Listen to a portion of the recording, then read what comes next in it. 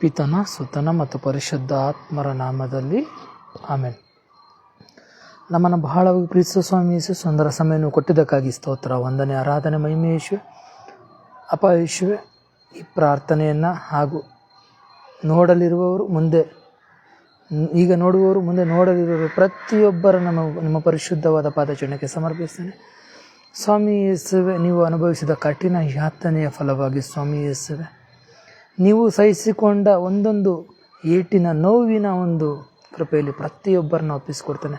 ಎಲ್ಲ ಮಾನವರ ಹೃದಯ ಪರಿವರ್ತನೆಗಾಗಿ, ಎಲ್ಲ ಮಾನವರು ನಿಮ್ಮನ್ನು ಅರಿಯುವಂಥದ್ದಕ್ಕಾಗಿ ಎಲ್ಲವನ್ನ ಯೇಸುವೆ ನಿಮ್ಮ ಪರಿಶುದ್ಧವಾದ ಪಾದಚಿಹ್ನಕ್ಕೆ ಸಮರ್ಪಿಸುತ್ತಾ, ಎಲ್ಲವನ್ನ ತಾಯಿ ಮರಿಯಮ್ಮನ ಶಕ್ತಿಯುತವಾದ ಮಧ್ಯಸ್ಥಿಗೆ ಸಮರ್ಪಿಸುತ್ತಾ, ತಾಯಿ ಮರಿಯಮ್ಮನವರ ಶಕ್ತಿಯುತವಾದ ಮಧ್ಯಸ್ಥಿಗೆ ಆಶ್ರಯ ನೀಡುತ್ತಾ, ನಮೋ ಮರಿಯ ಕೃಪಾಪೂರ್ಣೆ, ಪ್ರಭು ನಿಮ್ಮೊಡನೆ ಇದ್ದಾರೆ, ಸ್ತ್ರೀಯರು ನೀವು ಧನ್ಯರು ಮತ್ತು ನಿಮ್ಮ ಉದರದ ಫಲವಾದ ಯೇಸು ಕ್ರಿಸ್ತರು ಧನ್ಯರು. ಸಂತ ಮರಿಯ ದೇವಮಾತೆ, ಪಾಪಿಗಳಾಗಿರೋ ನಮಗಾಗಿ ಈಗಲೂ ನಮ್ಮ ಮರಣದ ಸಮಯದಲ್ಲೂ ಪ್ರಾರ್ಥಿಸಿರಿ ತಾಯಿ. ಆಮೇಲೆ. ಪಿತನಿಗೂ ಸುತನಿಗೂ ಮತ್ತು ಪರಿಶುದ್ಧಾತ್ಮರಿಗೂ ಮಹಿಮೆಯುಂಟಾಗಲಿ, ಆದಲ್ಲಿ ಇದ್ದ ಹಾಗೆ ಈಗಲೂ ಯಾವಾಗಲೂ ಯುಗಾಂತರಕ್ಕೂ ಸ್ತೋತ್ರ ಉಂಟಾಗಲಿ ಸ್ವಾಮಿ. ಆಮೇಲೆ. Price the lord. ಪ್ರಿಯರೇ, ಹೇಗಿದ್ದೀರಾ? ಚೆನ್ನಾಗಿದ್ದೀರಾ ಅಂತ ನಾನು ನೆನೆಸ್ತೇನೆ. ನೋಡಿ, ನಾನು ಮೊಬೈಲ್ ಸ್ಟ್ಯಾಂಡಿಗೆ ಹಾಕಿ ಮೊಬೈಲ್ ಸ್ಟ್ಯಾಂಡನ್ನು ನಾನು ಆಪೋಸಿಟ್ ಇಟ್ಟು ನಾನು ಲೈವ್ ಮಾಡ್ತಾಯಿದ್ದೀನಿ. ಇದು ನನ್ನ ಎಡಗೈ, ಇದು ನನ್ನ ಬಲಗೈ. ನಾನು ಫ್ರಂಟ್ ಕ್ಯಾಮ್ರಾದಲ್ಲಿ ನಿಂತಿದ್ದೇನೆ, ಅದಕ್ಕೆ ನಿಮಗೆ ನನ್ನ ಬಲಗೈ ನಿಮಗೆ ಎಡಗೈ ಥರ ಕಾಣಿಸ್ತಾ ಇದೆ, ನನ್ನ ಎಡಗೈ ನಿಮಗೆ ಬಲಗೈ ಥರ ಕಾಣ್ತಾ ಇದೆ. ದಯವಿಟ್ಟು ಯಾರೂ ಮಿಸ್ಅಂಡರ್ಸ್ಟ್ಯಾಂಡ್ ಮಾಡ್ಕೊಬೇಡಿ. Praise the lord. ಹಲ್ಲೆಲೂಯಾ. ಎಲ್ಲರದ್ದು ಊಟ ಆಯಿತಾ? ಊಟ ಆಗಿದೆ ಅಂತ ನಾನು ಭಾವಿಸ್ತೀನಿ, ಯಾಕೆಂದರೆ ಸಮಯ ಬಂದು ಈಗ 2:15 ಮೇಲೆ ಆಗಿದೆ. ಪ್ರಿಯರೇ, ಈ ಸಮಯದಲ್ಲಿ ನಾವು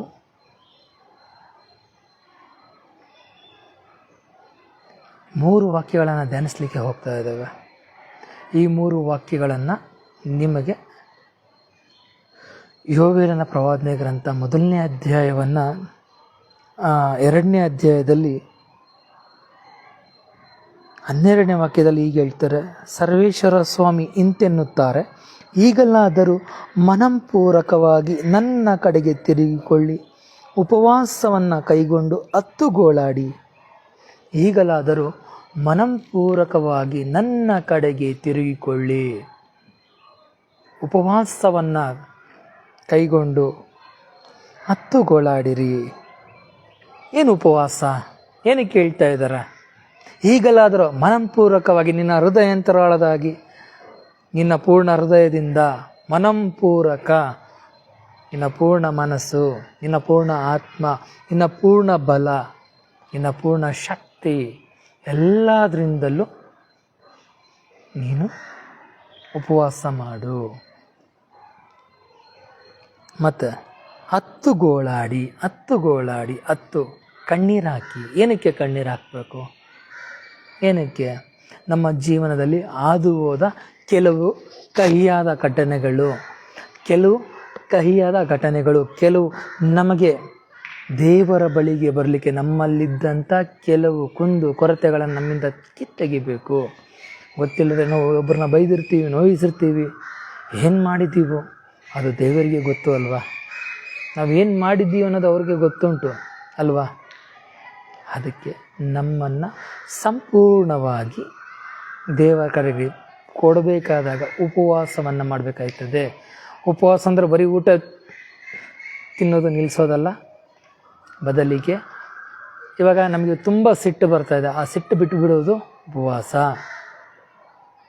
ಈ ಥರ ಗುಣಗಳು ಉಪಯೋಗಿಸಬೇಕು ನಾವು. ಅದನ್ನು ಉಪವಾಸಕ್ಕೆ ನಾವು ಕೊಡ್ಬೋದು. ಹತ್ತುಗೋಳಾಡಬೇಕು. ಏನಕ್ಕೆ ಹತ್ತುಗೋಳಾಡಬೇಕು? ದೇವರ ಬಳಿಯಲ್ಲಿ ನಾವು ಇಲ್ಲ, ಅವರಿಂದ ದೂರ ಇದ್ದೀವಿ. ಕಷ್ಟ, ದುಃಖ, ವೇದನೆ, ಸಮಸ್ಯೆ. ಕೆಲವು ಸ್ಥಳಗಳಲ್ಲಿ ನಾವು ಪ್ರಾರ್ಥನೆಗೆ ಹೋದಾಗ, ಬ್ರದರ್ ಪ್ರಾರ್ಥನೆ ಮಾಡ್ಬೋದಲ್ಲ, ಸ್ವಲ್ಪ ಸಮಯ ಕುತ್ಕೊಬೋದಲ್ಲ. ಬ್ರದರ್ ಕೆಲಸ ತುಂಬ ಉಂಟು, ಬ್ರದರ್ ಕೆಲಸ ಇದೆ, ಮಕ್ಕಳಿಗೆ ಎಕ್ಸಾಮ್ ಇದೆ, ಪ್ರೇಯರ್ ಮಾಡೋಕ್ಕೆ ಸ್ವಲ್ಪ ಕಷ್ಟ ಆಗ್ತಾ ಇದೆ. ಇಲ್ಲಾಂದರೆ ನಾವು ಮನೇಲಿ ಪ್ರತಿದಿನ ನಾವು ಕುಟುಂಬ ಜಪಸ್ತರಗಳನ್ನು ನಾವು ಮಾಡ್ತಾ ಇದ್ದೆವು, ಕುಟುಂಬದಲ್ಲಿ ನಾವು ನಡೀತಾ ಇದ್ದೆವು, ನಮ್ಮ ಪ್ರಾರ್ಥನೆ ನಿಲ್ಲೋದಿಲ್ಲ ಅಂತ ಕೆಲವರೆಲ್ಲ ಹೇಳ್ತಾರೆ. ಆದರೆ ಪ್ರಿಯರೇ, ನಾನು ಕೆಲವರನ್ನು ನೋಡಿದ್ದೀನಿ, ಆ ಸಮಯ ಸಂದರ್ಭಗಳಿಗೆ ಪ್ರಾರ್ಥನೆಯನ್ನು ದೂರ ತಳ್ಳಿಬಿಡ್ತಾರೆ. ಇದನ್ನೆಲ್ಲ ಬಿಡಬೇಕು. ಇದಕ್ಕೋಸ್ಕರ ನಾವು ಕಣ್ಣೀರು ಹಾಕಬೇಕು. ದೇವ, ಪ್ರಾರ್ಥನೆ ಮಾಡೋದಕ್ಕೆ ನಾನು ನಿಮ್ಗೆ ಅವಕಾಶ ಕೊಡಲಿಲ್ಲ, ನೀವು ನಂಗೆ ಟೈಮ್ ಕೊಟ್ಟರೆ, ಆ ಟೈಮ್ ನಮ್ಮ ಜೊತೆ ಸ್ಪೆಂಡ್ ಮಾಡಿಲ್ಲ, ನಿಮ್ಮ ಹೃದಯಕ್ಕೆ ನೋವು ಮಾಡಿಬಿಟ್ಟೆ, ನನ್ನ ಕ್ಷಮಿಸ್ಬಿಡಿ, ಹತ್ತುಗೋಳಾಡಿ. ನಿಮ್ಮ ಕೆಲಸ ಮಾಡಲಿಕ್ಕೆ ಆರೋಗ್ಯ ಬೇಕು, ಶಕ್ತಿ ಬೇಕು, ಅದು ಕೊಡೋದು ದೇವರೇನೆ. ಅವ್ರು ಕೊಟ್ಟಿಲ್ಲ ಅಂದರೆ ಖಂಡಿತವಾಗ್ಲೂ ನಾವು ಏನನ್ನು ಸಾಧನೆ ಮಾಡಲಿಕ್ಕೆ ನಮ್ಮ ಕೈಯಲ್ಲಿ ಖಂಡಿತವಾಗ್ಲೂ ಆಗೋದಿಲ್ಲ. ಇದು ಫಿಕ್ಸ್. ಕೆಳಗಡೆ ಹೇಳ್ತಾರೆ, ಮುಂದುವರಿಸುವ ವಾಕ್ಯಗಳು, ನಿಮ್ಮ ಉಡುಪುಗಳಲ್ಲ ಹೃದಯಗಳನ್ನು ಸೀಳಿರಿ. ನನೀಗ್ತಾನೆ ಹೇಳಿದೆ, ಹೃದಯ ಸೀಳಿದಾಗ ಮಾತ್ರ ನಮ್ಮ ವೇದನೆಗಳು, ನಮ್ಮೊಳಗಿರುವಂಥ ಭಾವನೆಗಳು ಹೊರಬರಲಿಕ್ಕೆ ಪ್ರಾರಂಭವಾಗುತ್ತೆ. ಅರ್ಥ ಮಾಡ್ಕೊಳ್ಳಿ, ನಮ್ಮ ಹೃದಯ ಎಷ್ಟು ಕಾಠಿಣ್ಯವಾಗಿದೆ. ನಮ್ಮ ಹೃದಯದಲ್ಲಿ ಇಷ್ಟೆಲ್ಲ, ತುಂಬ ಜನ ಹೇಳ್ತಾರೆ, ದ್ವೇಷ, ವೈರಾಗ್ಯ, ಆಸೆಗಳೆಲ್ಲ ಮಾಡ್ತಾಯಿದ್ದೆ ನೀನು, ತುಂಬ ನೀನು ಕಡು ಪಾಪದಲ್ಲಿದ್ದೀಯ ಅಂತ ಅವ್ರು ಹೇಳ್ತಾರೆ. ತುಂಬ ನೋವು ಉಂಟು ಮಾಡ್ತಾರೆ. ಆದರೆ ನಾನು ಖಂಡಿತವಾಗ್ಲೂ ನಿಮ್ಮ ಹತ್ರ ಹೇಳ್ತೇನೆ, ನಿಮ್ಮ ಹೃದಯದಲ್ಲಿ ದುಃಖವಿದೆ, ನಿಮ್ಮ ಹೃದಯದಲ್ಲಿ ವೇದನೆ ಇದೆ, ವ್ಯಸನಗಳಿದೆ, ಕಣ್ಣೀರು ತುಂಬಿಕೊಂಡಿದೆ, ಜಿಗುಪ್ಸೆ ತುಂಬಿಕೊಂಡಿದೆ, ನಾನು ಸೋತೋದೆ ಅನ್ನೋ ಭಯ ಇದೆ. ಇದೆಲ್ಲ ತುಂಬಿಕೊಂಡು ನಾವು ರಿಯಾಕ್ಟ್ ಸರಿಯಾಗಿ ಆಗ್ತಾ ಇಲ್ಲ. ಯಾರೊಂದಿಗೂ ನಾವು ಪ್ರತಿಬಿಂಬಿಸೋದಕ್ಕೆ ಸಾಧ್ಯವಾಗ್ತಾ ಇಲ್ಲ. ಯಾಕೆ ಯಾಕೆ ಯಾಕೆ ಅಂದರೆ ನಮ್ಮೊಳಗೆ ಇರುವಂಥ ಎಲ್ಲ ಥರದ ದುಃಖ, ವೇದನೆಗಳು, ನಾವು ಮತ್ತೊಬ್ಬರ ಹತ್ರ ಸಂತೋಷವಾಗಿ ಅವ್ರ ಜೊತೆ ನಾವು ಮಾತನಾಡಲಿಕ್ಕೆ ಆಗೋದಿಲ್ಲ. ಅವ್ರು ಮಾಡಿರುವಂಥ ನೋವುಗಳು ನಮಗೆ ಪದೇ ಪದೇ ಮುಂದೆ ಬರುತ್ತೆ ಅಲ್ವಾ? ಅದಕ್ಕೆ ಯೇಸುಸ್ವಾಮಿ ಹೇಳಿದ್ರು, 11ನೇ ಸ್ಥಳದಲ್ಲಿ ಹೇಳ್ತಾರೆ, ಯೇಸುಸ್ವಾಮಿಯನ್ನು ಅವ್ರ ಜೊತೆಯಲ್ಲಿ ಬಲಗಡೆ ಮತ್ತು ಎಡಗಡೆಯಲ್ಲಿ ಒಬ್ಬ ಕಳ್ಳರನ್ನು ಹಾಕ್ತಾರೆ. ಕಳ್ಳರ ಸಂತೆಗೆ ಯೇಸುಸ್ವಾಮಿನ ಸೇರಿಸ್ಬಿಟ್ರು. ಆಗ ಯೇಸುಸ್ವಾಮಿ ಹೇಳುವಂಥ ಅತ್ಯಮೂಲ್ಯವಾದಂಥ ನುಡಿಮುತ್ತುಗಳು ಹೀಗಿರುತ್ತೆ, ಪಿತಾನೇ, ಇವರೇನು ಮಾಡುತ್ತಿರುವರು ಇವರು ಅರಿಯರು, ಇವರನ್ನು ಕ್ಷಮಿಸಿಬಿಡು, ಇವರನ್ನು ಕ್ಷಮಿಸಿಬಿಡು. ಎಂಥ ಒಳ್ಳೆಯದು. ಅದನ್ನೇ ಇಲ್ಲಿ ಹೇಳಿದ್ದು, ನಿಮ್ಮ ಉಡುಪುಗಳಲ್ಲ ನಿಮ್ಮ ಹೃದಯನ ಸೀಳ್ರಿ. ಕೋಪ ಬಂದಾಗ ಬಟ್ಟೆ ಹರ್ಕಂತೀವಿ,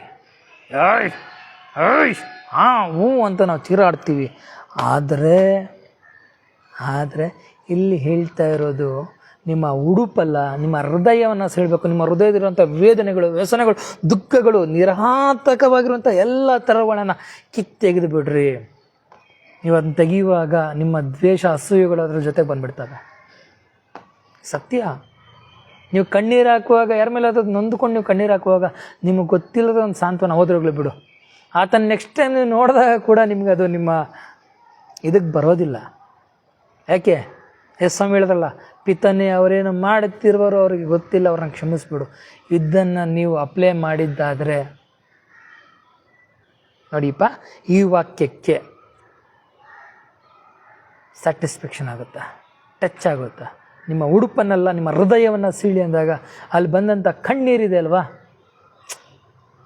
ನಿಜ ಹೇಳ್ತದೆ, ಇಟ್ ಇಸ್ ತುಂಬ ಒಂದು ಅಮೋಘವಾದದ್ದು, ಅದಲ್ಲಿ ಮುಟ್ಟಲ್ಪಡ್ತದೆ. ಯೋಚನೆ ಮಾಡಿ,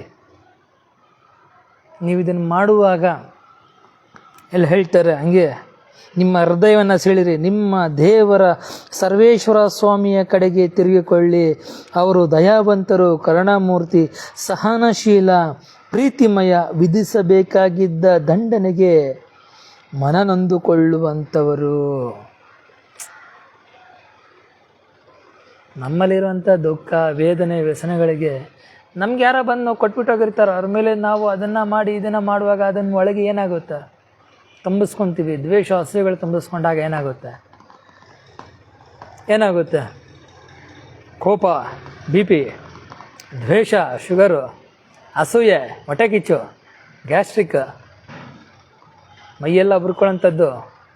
ಮೈಯೆಲ್ಲ ಉರ್ಕೊಂಡಾಗ ಏನಾಗುತ್ತೆ? ಅಲರ್ಜಿ ಬರ್ತದೆ. ಎಲ್ಲ ಅಲ್ಲೇ ಇದೆ. ಅದಕ್ಕೆ ಹೇಳಿದ್ದು, ದೇವರು ಸುಮ್ಮನೆ ಹೇಳಿಲ್ಲ, ಎಲ್ಲ ನಮ್ಮ ಹತ್ರನೇ ಇದೆ, ನಮ್ಮ ಜೊತೆಲೇ ಇದೆ. ತಿಳಿಬೇಕು, ನೋಡಬೇಕು, ಹೆಂಗಿದೆ ನಾವು ಅರ್ಥ ಮಾಡಿಕೊಂಡ್ರೆ ಅದರಿಂದ ಸಂಪೂರ್ಣ ನಾವು ಹೊರ ಬರ್ಬೋದು. ಇಲ್ಲ ಅಂದರೆ ತುಂಬ ಕಷ್ಟ ಆಗುತ್ತೆ, ತುಂಬ ಕಷ್ಟ ಆಗುತ್ತೆ. Price the lord, hallelujah, hallelujah, price the lord.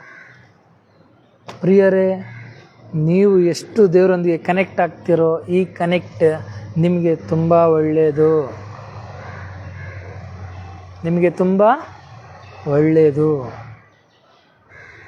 ಮನಪೂರ್ವಕವಾಗಿ ಯಾರ ಕಡೆ ತಿರ್ಕೊಳ್ರಿ, ಅವ್ರ ಜೊತೆ ಒಂದಾಗ್ರಿ, ಅವ್ರ ಜೊತೆ ಬೆರೀರಿ, ಒಂದು ಬಾಂಧವ್ಯ ತುಂಬಿರಲಿ ನಿಮ್ಮ ಜೊತೆ.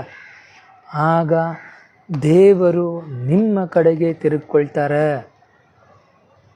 ಖಂಡಿತವಾಗ್ಲೂ ದೇವರು ನಿಮ್ಮ ಕಡೆಗೆ ತಿರುಗಿಕೊಳ್ತಾರೆ. ನೀವು ಅವ್ರ ಕಡೆಗೆ ತಿರುಗ್ಕೊಳ್ಳಿ, ಅವರನ್ನು ಕನೆಕ್ಟ್ ಆಗಿರಿ, ಅವ್ರ ಜೊತೆಗೆ ಇರ್ರಿ. ಏನು ಹೇಳ್ತಾರೆ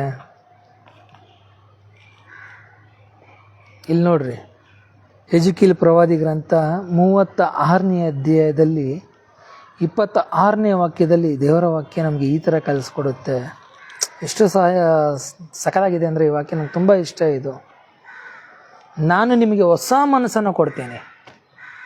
ಅಲ್ಲಿ ಹೇಳ್ತಿದ್ದಾರೆ, ಮನಪೂರ್ವಕವಾಗಿ ಉಪವಾಸವನ್ನು ಕೈಗೊಂಡು 10 ಗೋಳಾರೆ. ಇಲ್ಲಿ ಹೇಳ್ತವ್ರೆ, ಇದನ್ನು ನೀವು ಅಲ್ಲಿ ಮಾಡಿದಾಗ ಇಲ್ಲಿ ಕೊಡುವಂಥದ್ದು ಮನಪೂರ್ವಕ. ಇಲ್ಲೇನು ಹೇಳ್ತಾ ಇದ್ದಾರೆ, ನಾನು ನಿಮಗೆ ಹೊಸ ಮನಸ್ಸನ್ನು ಕೊಡ್ತೇನೆ. ಹರಿದಾಕೊಂಡಿದ್ರಲ್ಲ ಹೃದಯ, ಕಿತ್ತು ಒಡೆದಾಕಿದ್ರಲ್ಲ ಹೃದಯ, ನೋವಿನಿಂದ ತುಂಬಿತ್ತಲ್ಲ, ವೇದನೆಯಿಂದ ತುಂಬಿತ್ತಲ್ಲ, ಇಲ್ಲಿ ಹೇಳ್ತಾ ಇದ್ದಾರೆ ನೋಡ್ರಿ, ನಾನು ನಿಮಗೆ ಹೊಸ ಮನಸ್ಸನ್ನು ಕೊಡ್ತೇನೆ. ಹೊಸ ಮನಸ್ಸನ್ನು ಕೊಟ್ಟು ನಿಮ್ಮಲ್ಲಿ ನನ್ನ ಸ್ವಭಾವವನ್ನು ಹುಟ್ಟಿಸುವೆನು. ಕಲ್ಲಾದ ಹೃದಯವನ್ನು, ನೋವಿನಲ್ಲಿ ತುಂಬಿದಂಥ ಹೃದಯವನ್ನು, ಭಾರದಲ್ಲಿ ತುಂಬಿದಂಥ ಹೃದಯವನ್ನು, ಮಂಡುತನದಿಂದ ತುಂಬಿದಂಥ ಹೃದಯವನ್ನು, ಇದ್ದಂಥ ಎಲ್ಲ ಥರದ ಗುಣಗಳನ್ನು ಇದ್ದಂಥ ಹೃದಯವನ್ನು ನಿಮ್ಮೊಳಗಿಂದ ತೆಗೆದು ಮೃದುವಾದ ಹೃದಯವನ್ನು ನಾನು ನಿಮಗೆ ದಯಪಾಲಿಸುವೆನು. ಯಾವಾಗಿದು ಸಿಗೋದು? ನೀವು ಅಲ್ಲಿ ಯೋವೇಲ 2:12-13 ಹೇಳಿದಂತೆ ನೀವು ಮನಪೂರ್ವಕವಾಗಿ ಉಪವಾಸವನ್ನು ಕೈಗೊಂಡು, ಉಪವಾಸ ಅಂದರೆ ಹೇಳಿದೆ ನಾನು ನಿಮಗೆ, ಎಂಥದ್ದು? ಊಟ ಬಿಡೋದು, ಮಾಂಸ ಬಿಡುವಂಥದ್ದು ಅದೆಲ್ಲ ಉಪವಾಸ. ದ್ವೇಷ ಅಸೂಯೆಗಳನ್ನು ಬಿಟ್ಟು ಪ್ರೀತಿ ಪ್ರೇಮದಿಂದ ಬಾಳುವಂಥದ್ದು, ಅವರನ್ನು ಅಪ್ಪಿಕೊಳ್ಳುವಂಥದ್ದು, ಅವರೊಂದಿಗೆ ಒಂದಾಗುವಂಥದ್ದು, ಅವರನ್ನು ಸ್ವೀಕರಿಸುವಂಥದ್ದು, ಅವರನ್ನು ಪ್ರಭು ಯೇಸು ನಾಮದಲ್ಲಿ ಅರಸುವಂಥದ್ದು, ಇದು ಉಪವಾಸ. ಈ ಉಪವಾಸವನ್ನು ಮಾಡಿದ್ದಕ್ಕೇನೆ ಎಷ್ಟೋ ಸಂತರುಗಳಾಗಿದ್ದು, ಎಷ್ಟೋ ಪ್ರಾರ್ಥನಾ ವೀರರಾಗಿದ್ದು. ನೋಡ್ರಿ, ಶಿಷ್ಯರ ಮೇಲೆ ಎಷ್ಟು ದಬ್ಬಾಳಿಕೆ ನಡೀತು, ಸಂತರ ಮೇಲೆ ಎಷ್ಟು ದಬ್ಬಾಳಿಕೆ ನಡೀತು. ಒಮ್ಮೆ ತಿರುಗಿ ನೋಡಿ, ಅವರ ಜೀವನವನ್ನು ಅರ್ಥ ಮಾಡಿಕೊಳ್ಳ್ರಿ. ಅವರು ಅವತ್ತು ಅಲ್ಲಿ ಅವರನ್ನು ಕ್ಷಮಿಸಿದ್ದಕ್ಕೆ, ಅವ್ರನ್ನ ಪ್ರೀತಿಸಿದ್ದಕ್ಕೆ ಅವರ ಹೆಸರನ್ನು ದೇವರು ಎಲ್ಲಿಗೆ ತೆಗೆದುಕೊಂಡು ಹೋದರು. ಇಲ್ಲಿ ಹೇಳ್ತಾ ಇದ್ದಾರೆ, ಏನು ಹೇಳ್ತಿದ್ದಾರೆ? ನಾವಾಗಲೇ ಹೇಳಿದೆ, ನಿಮ್ಮ ಹೃದಯದಲ್ಲಿ ಏನಿದೆ? ದುಃಖ, ವ್ಯಸನ ತುಂಬಿಕೊಂಡ್ಬಿಟ್ಟಿದೆ, ಕಲ್ಲಾಗ್ಬಿಟ್ಟಿದೆ, ಹೊರೆಯಾಗ್ಬಿಟ್ಟಿದೆ, ನಿಮ್ಮಿಂದ ತೆಗಿಯೋಕ್ಕಾಗ್ತಾ ಇಲ್ಲ. ಅದಕ್ಕೆ ದೇವರು ಹೇಳಿದ್ದು ಮನಪೂರ್ವಕವಾಗಿ. ಮನಂ ಅಂದರೆ ಏನು? ಹೃದಯ ಅಲ್ಲ, ಮನಸ್ಸು. ಅವ್ರು ಹೇಳ್ತಾರೆ, ನನ್ನ ಮನಸ್ಸು ಯಾಕೋ ಸರಿ ಇಲ್ಲ ಕಣೋ, ತುಂಬ ದುಃಖದಲ್ಲಿದ್ದೀನಿ, ಯಾಕೋ ನಿರಾಶೆಯಲ್ಲಿದೆಯಾ, ಮನಸ್ಸು ಸರಿ ಇಲ್ಲ ಕಣೋ. ಅದಕ್ಕೆ ಹೇಳಿದ್ದು ಏನಂತ ಹೇಳಿದ್ರು? ನಿಮ್ಮ ಉಡುಪುಗಳನ್ನೆಲ್ಲ, ಹೃದಯವನ್ನು ಸೀಳಬೇಕಂದಾಗ, ಹೃದಯ ಸೀಳಬೇಕಂದಾಗ ನಾವೇನು ಮಾಡಬೇಕು? ಮನಪೂರ್ವಕವಾಗಿ ದೇವರ ಕಡೆಗೆ ತಿರುಗಿಕೊಳ್ಬೇಕು, ಮನಸ್ಸನ್ನು ಕೊಡಬೇಕು. ಅದಕ್ಕೆ ಇಲ್ಲಿ ಹೇಳಿದ್ದು, ಏನು ಹೇಳ್ತಿದ್ದಾರೆ? ನಾನು ನಿಮಗೆ ಹೊಸ ಮನಸ್ಸನ್ನು ಕೊಡ್ತೀನಿ. ಮನಸ್ಸು ಬೇರೆ ನಿರಾಶೆ, ಜಿಗುಪ್ಸೆ ಎಲ್ಲ ನೀವು ಕೊಟ್ಟ ಮೇಲೆ, ಮನಪೂರ್ವಕವಾಗಿ ದೇವರ ಕಡೆ ತಿರುಗ್ಕೊಂಡ್ಮೇಲೆ, ನೀವು ಅದನ್ನು ಸೀಳಿದ ಮೇಲೆ, ಬಿಟ್ಟ ಮೇಲೆ, ಇಲ್ಲಿ ಹೇಳ್ತವ್ರೆ, ಹೋಯ್ತು ಬಿಟ್ಬಿಡು ಅದನ್ನು, ಟೆನ್ಷನ್ ಬೇಡ, ನಾನು ನಿನಗೆ ಹೊಸ ಹೃದಯ ಕೊಡ್ತೀನಿ, ಹೊಸ ಮನಸ್ಸನ್ನು ಕೊಡ್ತೀನಿ ಅಂತ ಇಲ್ಲಿ ಹೇಳ್ತಿದ್ದಾರೆ. ಅದನ್ನು ಅರ್ಥ ಮಾಡ್ಕೊ, ಅದನ್ನು ಸ್ವೀಕಾರ ಮಾಡ್ಕೊ, ಅದನ್ನು ನೀನು ಒಮ್ಮೆ ವೀಕ್ಷಿಸಿ ನೋಡು, ವೀಕ್ಷಣೆ ಮಾಡು. ನೀ ಅದನ್ನು ಏನು ಹೇಳ್ತಾ ಇದ್ದಾರೆ? ನಾನು ನಿಮಗೆ ಹೊಸ ಮನಸ್ಸನ್ನು ಕೊಟ್ಟು ನಿಮ್ಮಲ್ಲಿ ನನ್ನ ಸ್ವಭಾವವನ್ನು ಹುಟ್ಟಿಸ್ತೇನೆ. ಅವರ ಸ್ವಭಾವ ಯಾವುದು? ಪ್ರೀತಿಸುವಂಥದ್ದು. ಅವರ ಸ್ವಭಾವ ಎಂಥದ್ದು? ಕ್ಷಮಿಸುವಂಥದ್ದು, ಅವರ ಸ್ವಭಾವ ಎಂಥದ್ದು, ಕರುಣೆಯಿಂದ ತುಂಬಿರುವಂಥದ್ದು, ದಯೆಯಿಂದ ತುಂಬಿರುವಂಥದ್ದು, ಅಮೋಘವಾಗಿ ಪ್ರೀತಿ ಮಾಡುವಂಥದ್ದು, ದೈವ ಸಾನ್ನಿಧ್ಯ ಅದು ಅವರ ಪ್ರೀತಿ. ಅಂಥ ಒಂದು ನನ್ನ ಸ್ವಭಾವವನ್ನು ಹುಟ್ಟಿಸೋದು ಅವರಿಂದ ಮಾತ್ರ ಸಾಧ್ಯ. ಒಮ್ಮೆ ನೋಡಿ ಪ್ರಿಯರ, ಎಂಥದ್ದು ಕೇಳಿ, ಪಡೆದುಕೊಳ್ಳಿ, ಬಿಡಬೇಡಿ. ಉಚಿತವಾಗಿ ಸಿಕ್ಕಿದ್ದನ್ನು ಉಚಿತವಾಗಲೇ ಪಡ್ಕೊಂಡ್ಬಿಡ್ರಿ. ಉಚಿತವಾಗಿ ಸಿಗ್ತಾ ಇದೆ. BP ಶುಗರ್ ಮಾತ್ರೆಗಳು ಬಿಟ್ಬಿಡಿ, ಇದನ್ನು ಫಾಲೋ ಮಾಡಿ ನೋಡಿ, ಆಗುತ್ತೆ ಇಲ್ವಾ ನೋಡ್ರಿ. ಎಷ್ಟು ಸ್ಥಳದಲ್ಲಿ ಹೋಗಿ, ಎಷ್ಟು ಸ್ಥಳಗಳಲ್ಲಿ ನಾನು ನೋಡಿದಾಗ, ಭೇಟಿ ಮಾಡಿದಾಗ ಎಷ್ಟು ಜನಕ್ಕೆ ಸೌಖ್ಯ, ಎಷ್ಟು ಜನಕ್ಕೆ ಒಂದು ಒಳ್ಳೆಯದು. ಏನಕ್ಕೆ? ಏಕೆಂದರೆ ಅವರು ಜೀವ ನೀಡುವಂಥ ದೈವ ವಾಕ್ಯವನ್ನು ಸ್ವೀಕರಿಸಿ ಬದಲಾವಣೆಯ ಜೀವನಕ್ಕೆ ಅವರು ಬಂದಾಗ. 2 ಕೊರಿಂಥಿ 5:17 ಹೇಳ್ತಾರೆ, ಯಾರು ಪ್ರಭು ಯೇಸು ಕ್ರಿಸ್ತರೊಡನೆ ಒಂದಾಗ್ತಾರೋ ಅವರು ನೂತನ ಸೃಷ್ಟಿ ಆಗ್ತಾರೆ. ಹಳೆಯದೆಲ್ಲ ಅಳೆದೋಗುತ್ತೆ, ಹೊಸದಾಗಿ ಜನ್ಮವನ್ನು ಪಡಿತಾನೆ, ಹೊಸದಾಗಿ ಜನ್ಮವನ್ನು ತಾಳ್ತಾನೆ, ಹೊಸದಾಗಿ ಹುಟ್ಟುತ್ತಾನೆ ಅವನು. ಅರ್ಥ ಮಾಡ್ಕೊಳ್ಳಿ, ಸ್ವೀಕಾರ ಮಾಡ್ಕೊಳ್ಳಿ. ನಿಮ್ಮ ಜೀವನವನ್ನು, ನಿಮ್ಮನ್ನು, ನಿಮ್ಮ ಬಾಳನ್ನು ದೇವರಿಗೆ ಕೊಡಿ. ಹೊಸದಾಗಿ ಕೊಡ್ತಾರೆ. ದ ನ್ಯೂ ಬರ್ನ್, ಹೊಸತನ ದೇವರು ಕೊಡುವಂಥದ್ದು. ಯಾವಾಗ? ನೀವು ಬದಲಾದಾಗ, ಯಾವಾಗ ಅವರೊಂದಿಗೆ ಬೆರೆತಾಗ, ಯಾವಾಗ ನೀವು ಅವರೊಂದಿಗೆ ಕಂಪ್ಲೀಟಾಗಿ, ಸಂಪೂರ್ಣವಾಗಿ ಅವರೊಂದಿಗೆ ಒಂದಾದಾಗ ನಿಮಗೆಲ್ಲವನ್ನು ಹೊಸದಾಗಿ ಕೊಡ್ತಾರೆ. ಇಲ್ಲೇನು ಹೇಳ್ತಾ ಇದ್ದಾರೆ? ಕಲ್ಲಾದ ಹೃದಯವನ್ನು ನಿಮ್ಮೊಳಗಿಂದ ತೆಗೆದು ಮೃದುವಾದ ಹೃದಯನ ನಿಮಗೆ ದಯಪಾಲಿಸುವೆನು. ನನ್ನ ಆತ್ಮವನ್ನು ನಿಮ್ಮಲ್ಲಿ ನೆಲೆಸಿರುವಂತೆ ಅನುಗ್ರಹಿಸಿ ನೀವು ನನ್ನ ನಿಯಮಗಳನ್ನು ಅನುಸರಿಸುವ ಹಾಗೆ ಮಾಡುವೆನು. ನೀವು ನನ್ನ ವಿಧಿಗಳನ್ನು ಕೈಗೊಂಡು ನಡೆಯುವಿರಿ. ಎಂಥ ಮಾತು ಪ್ರಿಯರೇ! ನಾವು ಕೊಟ್ಟಾಗ ಏನೆಲ್ಲ ಆಗ್ತದೆ ನೋಡಿ. ಅವರ ಆತ್ಮವನ್ನು, ಪವಿತ್ರಾತ್ಮರನ್ನು, ಪರಿಶುದ್ಧಾತ್ಮರ ಕೃಪೆಗಳನ್ನು ಹೇಗೆ ಸಂತರಲ್ಲಿ ನೆಲೆಸಿದ್ರು, ಹೇಗೆ ಪ್ರವಾದಿಗಳಲ್ಲಿ ನೆಲೆಸಿದ್ರು, ಹೇಗೆ ರಾಜ್ಯ ದಾವೀದ ಅರಸನಲ್ಲಿ ನೆಲೆಸಿದಂಥ ಪರಿಶುದ್ಧಾತ್ಮರ ನಾನು ನಿಮಗೆ ಕೊಡ್ತೇನೆ. ಆದಿ ಜಲಸಾಗರ ಮೇಲೆ ಹರಿದು ಬಂದಂಥ ಪರಿಶುದ್ಧಾತ್ಮರ ನಾನು ನಿಮ್ಮಲ್ಲಿ ತುಂಬಿಸ್ತೇನೆ. ನಿಮ್ಮಲ್ಲಿ ನೆಲೆಗೊಳಿಸಿರುವಂತೆ ನಾನು ಮಾಡ್ತೇನೆ. ನಿಮ್ಮೊಳಗೆ ಇರಬೇಕು. ಯಾವಾಗ? ನೀವು ಅವ್ರ ಜೊತೆ ಒಂದಾದಾಗ. ಇಲ್ಲಿ ಪರ್ಮಿಷನ್ ತಗೊತಾರೆ ನೋಡಿ. ಪರಿಶುದ್ಧಾತ್ಮರ ನಾನು ನಿಮ್ಗೆ ಕೊಡ್ತೀನಿ, ನಿಮ್ಮಲ್ಲಿ ನೆಲೆಸಿರುವಂತೆ ನಾನು ಮಾಡ್ತೀನಿ ಅಂತ ಹೇಳಿದ್ರು. ಆದರೆ ಪ್ರಕಟಣಾ ಗ್ರಂಥದಲ್ಲಿ 3ನೇ ಅಧ್ಯಾಯ 20ನೇ ವಾಕ್ಯದಲ್ಲಿ ಯೇಸು ಸ್ವಾಮಿ ಇಲ್ಲಿ ಹೇಳ್ತಾ ಇದ್ದಾರೆ, ಎಷ್ಟು ಪ್ರೀತಿಯಿಂದ ಹೇಳ್ತಾ ಇದ್ದಾರೆ. ಈಗೋ ಬಾಗಿಲ ಬಳಿ ಬಂದು ತಟ್ತಾ ಇದ್ದಾನೆ, ಯಾರಾದರೂ ನನ್ನ ಸ್ವರವನ್ನು ಕೇಳಿ ಬಾಗಿಲನ್ನು ತೆರೆದ್ರೆ ನಾನು ಅವನೊಳಗೆ ಪ್ರವೇಶಿಸ್ತೇನೆ. ನಿಮ್ಮ ಪರ್ಮಿಷನ್ ಕೇಳ್ತಾ ಇದ್ದಾರೆ ದೇವ್ರು ನಿಮ್ಮೊಳಗೆ ಬರೋದಕ್ಕೆ. ಯೇಸು ಸ್ವಾಮಿ ನಿಮ್ಮ ಪರ್ಮಿಷನ್ ಕೇಳ್ತಾ ಇದ್ದಾರೆ. ಇಲ್ಲಿ ನಾವು ಇಲ್ಲಿ ನೋಡೋದಾದ್ರೆ, ನನ್ನ ಆತ್ಮವನ್ನು ಅವನಲ್ಲಿ ನೆಲೆಸಿರುವಂತೆ ಮಾಡ್ತೇನೆ. ಇಲ್ಲಿ ಹೇಳ್ತಾ ಇದ್ದಾರೆ, ಹೇ ಅವರಿದ್ರೆ ಸಾಕಾಗ, ನಾನು ಬರ್ತೀನಿ, ನಾನು ಬರ್ತೀನಿ, ನಿಮ್ಮ ಜೊತೆಗೆ ನಾನು ಇರ್ತೀನಿ. ಈಗ ನಿನ್ನ ಹೃದಯದ ಬಾಗಿಲು ತಡ್ತಾ ಇದ್ದೀನಿ, ಬಾಗಿಲು ತೆರೆದ್ರೆ ನಾನು ಒಳಗೆ ಬರ್ತೀನಿ, ನಿನ್ನ ಜೊತೆಗೆ ಇರ್ತೀನಿ. ಯೋಚನೆ ಮಾಡಿ, ಅವ್ರು ಬಂದರೆ ಹೆಂಗಿರುತ್ತೆ. ಸುಮ್ಮನೆ ಅರ್ಥ ಮಾಡ್ಕೊಳ್ಳಿ, ಸುಮ್ಮನೆ ಓಡಾಡಿದವ್ರ ಜೊತೆಗೆ ಹೋದರೆ ಏನೂ ಪ್ರಯೋಜನ ಇಲ್ಲ. ಯೇಸು ಸ್ವಾಮಿ ಜೊತೆಗೆ ಅಷ್ಟು ಜನ ಸುಮ್ಮನೆ ನಡೆದಾಡಿದ್ರು. ಆದರೆ ಒಂದು ವ್ಯಕ್ತಿ, ಒಬ್ಬ ಮಹಿಳೆ ಬಂದು ವಿಶ್ವಾಸದಿಂದ, ಯೇಸು ಸ್ವಾಮಿ ನಾನು ಮುಟ್ಟಿದ್ರೆ ಅಲ್ಲ, ಯೇಸು ಸ್ವಾಮಿ ಉಡುಪಿನ ಅಂಚನ್ನು, ಬಟ್ಟೆದ ಅಂಚು, ಈ ಟಿ ಶರ್ಟ್ ಅಂಚು ಮುಟ್ಟಿದ್ರೆ ಸಾಕು, ನಾನು ಗುಣ ಹೊಂದ್ತೀನಿ, ನಾನು ಸೌಖ್ಯ ಪಡಿತೀನಿ. ಮುಟ್ಟಿದೊಡನೆ ಆಕೆ ಸೌಖ್ಯವನ್ನು ಕಂಡ್ಲು. ಒಬ್ಬ ಕುಷ್ಠರೋಗಿ ಬಂದ ಯೇಸು ಸ್ವಾಮಿ ಹತ್ರ, ಸ್ವಾಮಿ ನಿನಗೆ ಮನಸ್ಸಿದ್ರೆ ನನ್ನನ್ನು ಗುಣಪಡಿಸು. ಖಂಡಿತವಾಗ್ಲೂ ನನಗೆ ಮನಸ್ಸಿದೆ ಸ್ವಾಮಿ, ನಿನ್ನ ಗುಣ ಒಂದು. ಅವ್ರ ಹತ್ರ ಅವ್ರು ಬಂದರೆ ಸುಮ್ಮನೆ ಇರಲ್ಲ, ಅವ್ರು ಏನಾದ್ರು ಒಂದು ಮಾಡ್ತಾರೆ. ಅವ್ರು ಬಂದು ಸುಮ್ಮನೆ ಅಂತ ಇರೋದಿಲ್ಲ. ಅವ್ರು ಸುಮ್ಮನೆ ಇರೋಂಥವ್ರು ಅಲ್ವೇ ಅಲ್ಲ. ಅವ್ರು ಬಂದರೆ ಅವ್ರು ಏನಾದರೂ ಒಂದು ಒಳ್ಳೇದು ಮಾಡ್ತಾರೆ. ನಮ್ಮ ಜೀವನವನ್ನು, ನಮ್ಮ ಬಾಳನ್ನು, ನಮ್ಮ ಭವಿಷ್ಯತ್ತನ್ನು ಬದಲಾಯಿಸ್ತಾರೆ, ತೆರೀತಾರೆ, ಅರಳಿಸ್ತಾರೆ. ಹೂವಿನ ಥರ ಅದು ಹರಳ್ತಾ ಇರ್ತದೆ. ಯೋಚನೆ ಮಾಡಿ, it is the love of god. ಇದು ದೈವ ಪ್ರೀತಿ ಅಲ್ವಾ? ನಿಜ ಅಲ್ವಾ? ಯೋಚನೆ ಮಾಡಿ. ಸುಮ್ಮನೆ ಸುಮ್ಮನೆ ಓಡಾಡಿದ್ರೆ ಏನೂ ಸಿಗಲ್ಲ. ಅವ್ರ ಜೊತೆಗೆ ಓಡಾಡಬೇಕು, ಅವರೊಂದಿಗೆ ಇರಬೇಕು, ಅವರನ್ನು ಸ್ವೀಕಾರ ಮಾಡಬೇಕು. ಮಾಡಿದಾಗ ಅದ್ಭುತ ಆಗ್ತದೆ. ಅವ್ರು ಬಾಗಿಲು ತಡ್ತಾ ಇದ್ದಾರೆ ಅವರು.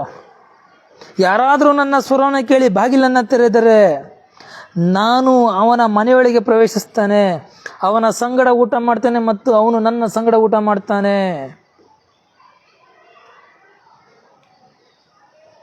ಅವನ ಜೊತೆ ಊಟ ಮಾಡ್ತೇನೆ, ನಾನು ಅವನ ಜೊತೆ ಊಟ ಮಾಡ್ತೇನೆ, ಅವನ ಜೊತೆಗೆ ಇರ್ತೀನಿ, ನಾನು ಅವನ ಮನೇಲಿ ಇರ್ತೀನಿ, ಅವನ ಜೊತೆಲಿ ಇರ್ತೀನಿ. 1 ಕೊರಿಂಥಿ 3:16 ನೀವು ದೇವರ ಆಲಯವಾಗಿದ್ದೀರಿ, ದೇವರ ಆತ್ಮವು ನಿಮ್ಮಲ್ಲಿ ನೆಲೆಸೋದು ನಿಮ್ಗೆ ಚೆನ್ನಾಗಿ ಗೊತ್ತು. ಯಾರಾದರೂ ಈ ಆಲಯವನ್ನು, ಈ ಮನೆಯನ್ನು ನಾಶ ಮಾಡಿದೆ ಅವನು ನನ್ನ ನಾಶ ಮಾಡ್ತಾನೆ. ಇಲ್ಲಿ ಹೇಳ್ತಾರೆ, ನಾನು ನಿನ್ನ ಮನೆ ಒಳಗೆ ಬರ್ತೀನಿ ಮಾರ್ಯ. ನಾ ಪ್ರತಿದಿನ ಬಲಿಪೂಜೆಯಲ್ಲಿ ಹೋದಾಗ ಕ್ರಿಸ್ತರ ಶರೀರನ ಹೇಳ್ತಾರೆ, ಏನು ಹೇಳ್ತಾರೆ? ಈಗೋ ಲೋಕದ ಪಾಪಗಳನ್ನು ಪರಿಹರಿಸೋ ದೇವರ ಕುರಿಮರಿ, ಇವರ ಭೋಜನಕ್ಕೆ ಆಹ್ವಾನಿತರು ನೀವೆಲ್ಲರೂ ಭಾಗ್ಯವಂತರು. ನಾವೆಲ್ಲ ಹೇಳ್ತೀವಿ, ಪ್ರಭು ತಾವು ನನ್ನ ಮನೆಯೊಳಗೆ ಪ್ರವೇಶಿಸಲು ನಾನು ಯೋಗ್ಯನಲ್ಲ. ಎಂಥ ಮಾತು! ಪ್ರಭು ತಾವು ನನ್ನ ಮನೆಯೊಳಗೆ ಬರೋದಕ್ಕೆ ಪ್ರವೇಶ ಮಾಡಲಿಕ್ಕೆ ನಾನು ಯೋಗ್ಯನಲ್ಲ. ಆದರೆ ಒಂದೇ ಒಂದು ಮಾತಾಡ್ರಿ, ನಾನು ಸ್ವಸ್ಥನಾಗುವೆನು. ಅವ್ರು ಬರ್ತಾ ಇದ್ದಾರೆ ಮಾರ್ಯಾರೆ, ಕರ್ಕೊಂಬಿಡಿ, ಎಲ್ಲ ಚೆನ್ನಾಗಾಗುತ್ತೆ. ಅವರಿದ್ದರೆ ಅದ್ಭುತ, ಅವರಿರೋ ಸ್ಥಳಗಳು ಅಮೋಘ. ಅವ್ರ ಜೊತೆ ಇದ್ದವರೆಲ್ಲ ಹೆಂಗಿದ್ರು, ಎಷ್ಟು ಖುಷಿಯಾಗಿದ್ದರು ಯೋಚನೆ ಮಾಡಿ. ಅವ್ರು ನಿಮ್ಮ ಒಳಗೆ ಇದ್ದರೆ ನೀವು ಮರು ಯೇಸು ಸ್ವಾಮಿ ಆಗಿಬಿಡ್ತೀರಾ. ನೀವು ಕೈ ಇಟ್ಟ ಜಾಗದಲ್ಲೆಲ್ಲ ಅದ್ಭುತ, ನೀವು ಮುಟ್ಟಿದವ್ರಿಗೆಲ್ಲ ಸೌಖ್ಯ. ಯಾಕೆ?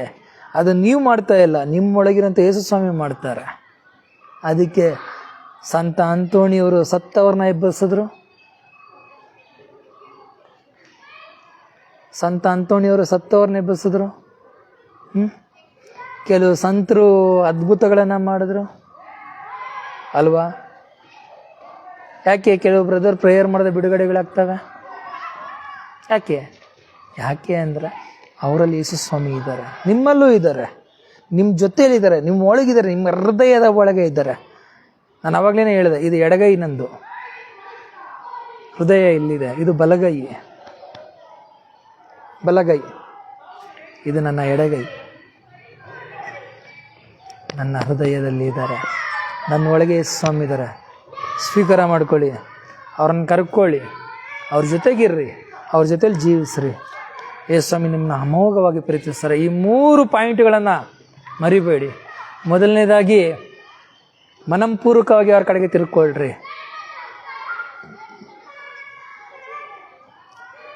ಮನಪೂರ್ವಕವಾಗಿ ಯಾರ ಕಡೆಗೆ ತಿರ್ಕೊಳ್ರಿ. ಉಪವಾಸವನ್ನು ಕೈಗೊಳ್ರಿ. 10 ಗೋಳಾಡಿ. ನಿಮ್ಮ ಉಡುಪಲ್ಲ, ನಿಮ್ಮ ಹೃದಯವನ್ನು ಸೀಳ್ರಿ. ನೀವು ಸೀಳಿದಾಗ, ನೀವು ಕೊಟ್ಟಾಗ ನಿಮಗೆ ಹೊಸ ಮನಸ್ಸನ್ನು ಕೊಡ್ತಾರೆ. ನಿಮ್ಮ ಕಲ್ಲಾದ ಹೃದಯನ ಕಿತ್ತೆಗಿತಾರೆ. ದುಃಖ, ವೇದನೆ, ವ್ಯಸನಗಳು ತುಂಬಿದ್ದೀನಿ, ಬಂಡೆ ಕಲ್ ಥರ ನಾನಿದ್ದೆ, ಅದು ನಿಮ್ಮಿಂದ ತೆಗೆದಾಕ್ತಾರೆ. 3ನೇದಾಗಿ, ಅವರ ಆತ್ಮವನ್ನು ನಿಮ್ಮಲ್ಲಿ ತುಂಬುತ್ತಾರೆ. 4ನೇದಾಗಿ, ಯೇಸು ಸ್ವಾಮಿ ನಿಮ್ಮ ಹೃದಯದ ಒಳಗೆ ಆಗಮಿಸೋದಕ್ಕೆ, ನಿಮ್ಮ ಹೃದಯದ ಒಳಗೆ ಬರೋದಕ್ಕೆ ಅವರು ರೆಡಿಯಾಗಿದ್ದಾರೆ. ಬಾಗಿಲು ತೆರೀರಿ. ಇದು ಪರಿಶುದ್ಧವಾದ ಕಾಲ, ಪವಿತ್ರವಾದ ದಿನಗಳಿವು. 40 ದಿನಗಳು ನಮಗೆ ತುಂಬ ಇಂಪಾರ್ಟೆಂಟ್. 366 ದಿನಗಳಿದೆ ಅಲ್ಲ, 65 + 66 ಏನೋ ಬರ್ತದಲ್ವ. ಈ ದಿನಗಳಲ್ಲಿ ನಮಗೆ ತುಂಬ ಹೇಳ್ಬೇಕಂದ್ರೆ ತುಂಬ ಹೆಚ್ಚಾಗಿ ಪ್ರಾರ್ಥನೆ ಮಾಡಲಿಕ್ಕೆ ಸಿಗೋದು ಕಾಲ ಅಂದರೆ ತಪಸ್ಸು ಕಾಲ, ಲೆಂಟ್ ಸೀಸನ್. ತಪಸ್ಸು ಅಂದರೆ ಧ್ಯಾನಿಸುವಂಥ ಕಾಲ ಇದು. ದೇವರೊಂದಿಗೆ ಧ್ಯಾನಿಸುವ, ಪ್ರಾರ್ಥಿಸುವ, ಪ್ರಾರ್ಥನೆ ಮಾಡೋಣ. ಎಲ್ಲರೂ ಕಣ್ಣುಗಳನ್ನು ಮುಚ್ಚೋಣ. ನಮ್ಮನ್ನು ಬಹಳವಾಗಿ ಪ್ರೀತಿಸುವ ಸ್ವಾಮಿ ಯೇಸುವೆ, ಈ ಸುಂದರ ಸಮಯವನ್ನು ಕೊಟ್ಟಿದ್ದಕ್ಕಾಗಿ ನಿಮಗೆ ಸ್ತೋತ್ರ, ವಂದನೆ, ಆರಾಧನೆ ಯೇಸುವೆ. ಅಪ್ಪ ಯೇಸುವೆ, ನಮ್ಮ ಹೃದಯಗಳನ್ನು, ನಮ್ಮ ಮನಸ್ಸನ್ನು ನಮಗೆ ಹೊಸದಾಗಿ ಕೊಡಿ. ನಮ್ಮಲ್ಲಿರುವಂಥ ಎಲ್ಲ ಥರದ ಕಲ್ಲಾದ ಭಾವನೆಗಳು, ಕಲ್ಲಾಗಿರುವಂಥ ನಮ್ಮ ಹೃದಯ ಕಿತ್ತೆಗೆದು ಮೃದುವಾದ ಹೃದಯವನ್ನು ದಯಪಾಲಿಸ್ರಿ. ನಮ್ಗೆ ಹೊಸ ಹೃದಯವನ್ನು ಕೊಡಿ ಸ್ವಾಮಿ. ಹೊಸ ಆತ್ಮವನ್ನು ನಮ್ಮಲ್ಲಿ ತುಂಬಿಸ್ರಿ, ಹೊಸ ಚೇತನವನ್ನು ತುಂಬಿಸ್ರಿ. 2 ಕೊರಿಂಥಿ 5:17 ಹೇಳಿದಿರುವಂತೆ, ಯಾರು ಪ್ರಭು ಯೇಸು ಕ್ರಿಸ್ತರನ್ನು ಒಂದಾಗ್ತಾರೋ ನೂತನ ಸೃಷ್ಟಿ ಆಗ್ತಾರೆ, ಹಳೆದೆಲ್ಲ ಅಳೆದೋಗುತ್ತೆ, ಹೊಸದಾಗಿ ಜನ್ಮವನ್ನು ಪಡಿತಾನೆ. ಈ ಒಂದು ವಾಗ್ದಾನವು ನನ್ನ ಜೀವನದಲ್ಲಿ ನೆರವೇರಲಿ, ಈ ವಾಗ್ದಾನ ನನ್ನ ಬಾಳಲ್ಲಿ ನೆರವೇರಲಿ. ಯೇಸುವೆ, ನೋಡುವ ಪ್ರತಿಯೊಬ್ಬರು ಪರಿಶುದ್ಧಾತ್ಮಭರಿತರಾಗಿರಿ. ಅವರಿಂದ ಎಲ್ಲ ಅನಾರೋಗ್ಯಗಳು, ಎಲ್ಲ ಥರದ ಬಂಧನಗಳು, ಎಲ್ಲ ಥರದ ಕೆಡುಕುಗಳು ಎಲ್ಲವೂ ಬಿಟ್ಟು ಹೋಗಲಿ. ಎಲ್ಲವೂ ಬಿಟ್ಟು ನಿಮ್ಮ ಕಲ್ವಾರಿ ಬುಡಕ್ಕೆ ತೊಲಗಲಿ. ಮತ್ತೆಂದಿಗೂ ಅವರನ್ನು ಬಾಧಿಸದಂತೆ, ಮತ್ತೆಂದಿಗೂ ಅವರನ್ನು ಪೀಡಿಸದಂತೆ ಎಲ್ಲ ರೋಗಾತ್ಮಗಳನ್ನು, ಎಲ್ಲ ದುರಾತ್ಮನ ಕಟ್ಟುಗಳನ್ನು, ಎಲ್ಲ ಬಂಧನಗಳನ್ನು ಯೇಸು ನಾಮದಲ್ಲಿ ಗದರಿಸ್ತಾನೆ. ಯೇಸುವಿನ ಕಾಲಿನ ಕೆಳಗೆ ತೊಲಗಲಿಂದ ಜ್ಞಾಪಿಸ್ತಾನೆ. ಎಲ್ಲವನ್ನು ತಾಯಿ ಮರೆ ಮೇಲೆ ಶಕ್ತಿಯುತವಾದ ಮಧ್ಯಸ್ಥಿಗೆ ಸಮರ್ಪಿಸ್ತಾ ಯೇಸು ಕ್ರಿಸ್ತರ ಉನ್ನತ ನಾಮದಲ್ಲಿ ಪ್ರಾರ್ಥಿಸ್ತೇವೆ ಸ್ವಾಮಿ. ಆಮೇಲೆ. ನಮೋ ಮರಿಯ ಕೃಪಾಪೂರ್ಣೆ, ಪ್ರಭು ನಿಮ್ಮೊಡನೆ ಇದ್ದಾರೆ, ಸ್ತ್ರೀಯಲ್ಲಿ ನೀವು ಧನ್ಯರು ಮತ್ತು ನಿಮ್ಮ ಉದರದ ಫಲವಾದ ಯೇಸು ಕ್ರಿಸ್ತರು ಧನ್ಯರು.